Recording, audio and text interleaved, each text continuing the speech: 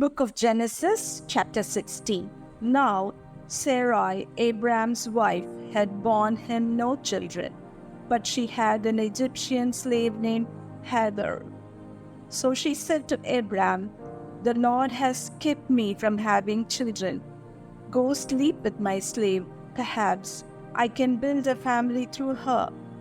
Abraham agreed to what Sarai said. So after Abraham had been living in Canaan 10 years, Sarai his wife took her Egyptian slave Hagar and gave her to her husband to be his wife. He slept with Hagar, and she conceived. When she knew she was pregnant, she began to despise her mistress. Then Sarai said to Abraham, "You are responsible for the wrong I'm suffering. I put my slave in your arms, and now that she knows she is pregnant, she despises me. May the Lord judge between you and me." "Your slave is in your hands," Abraham said. "Do with her whatever you think best." Then Sarai mistreated Hagar, so she fled from her. The angel of the Lord found Hagar near a spring in the desert. It was the spring that is beside the road of Shur. And he said, "Hagar, slave of Sarai, where have you come from, and where are you going?"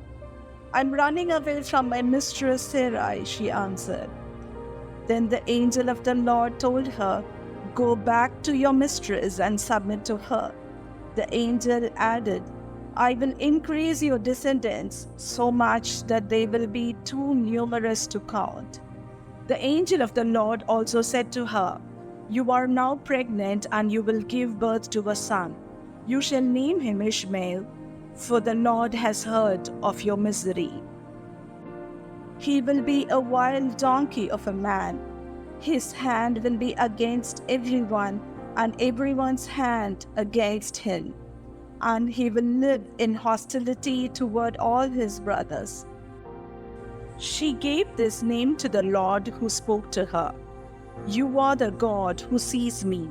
For she said, "I have now seen the one who sees me." That is why the well was called Bir Lahai Roi. It is still there between Kadesh and Beer.